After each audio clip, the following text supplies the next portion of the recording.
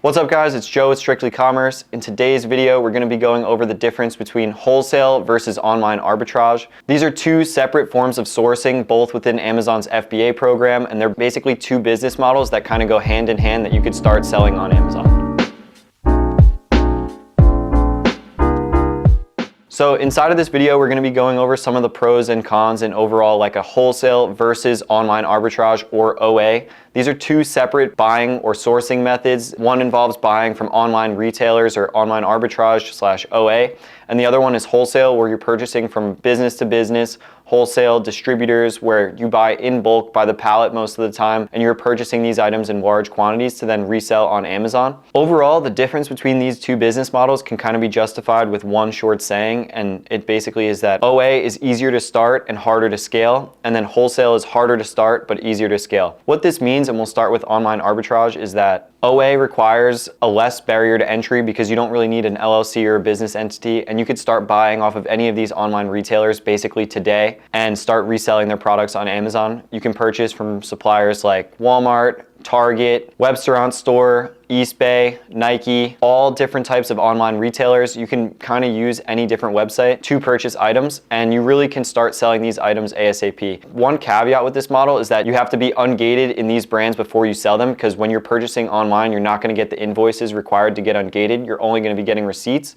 So you can also refer to our ungating video. We'll put the link in description to get ungated for different brands that you can then start selling their items OA. Within online arbitrage, there's a lot less barrier to entry, but with less barrier to entry creates a lot more competition with the items that you're purchasing, being that anybody basically in the whole country could purchase the same deals that you're purchasing if they find them. You're competing with a lot more people, and that basically drives up the risk of your price tanking once you buy the items. There's different types of methods to find these items, such as manual sourcing, using software, or reverse sourcing. But any of these items do come with the fact that there is a good chance that your items could tank, and that's one of the biggest risks with this business. However, one pro is that you could also return a lot of the items to your supplier if they don't end up selling well, especially with suppliers such as Walmart or like the big retailers that have pretty lenient return policies. The reason that this model becomes hard to scale is because it becomes hard to continuously find more and more different items to list on your store that you can continuously purchase. The items go in and out of stock. And also one big thing is that eventually you'll get order cancellations, where these retailers will basically ban either your address, your IP address, your credit cards, etc. from purchasing once you start to get to large volume.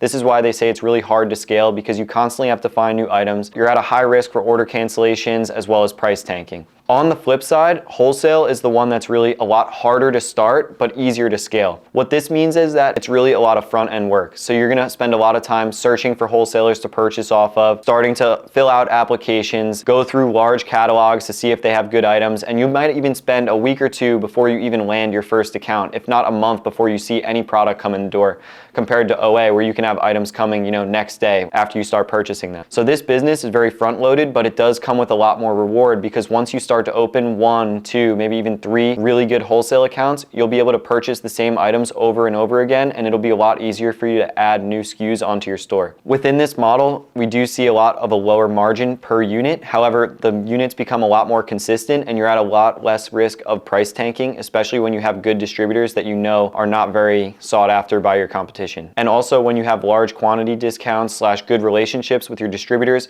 those distributors might give you items first or give you a better deal than other people that are buying, depending on your volume. And you can really build this out where you can establish a really solid business from yourself that a lot of people won't be able to access the same pricing / distributors / the relationships that you build out over the long term. So with this business, it's a lot about finding those first couple good accounts and building off them in the long term, not really making money right in the beginning. And this is more of a long-term outreach, but it is something that once you get the ball rolling, it snowballs a lot faster and it's a lot easier to scale. And overall, with wholesale, relationships are key. These businesses, your sales rep is going to be somebody that you can talk to a lot. They're going to be the ones that get you access to better deals, access to better pricing, make sure your orders come in. And if you're a good customer / really build out your relationship, whether it be calling your rep and not talking about business, or placing large orders, giving them some slack on when items come in damaged, stuff like that, in the long term, you're going to be able to make a lot more money from that account, and you can kind of think of it as a long-term outreach of how long can I utilize this account / how good can this account actually be. Compared to with OA, you're really just flipping items, and if the item's in stock, once you sell it, you could buy it again, and if it's not, you're beat.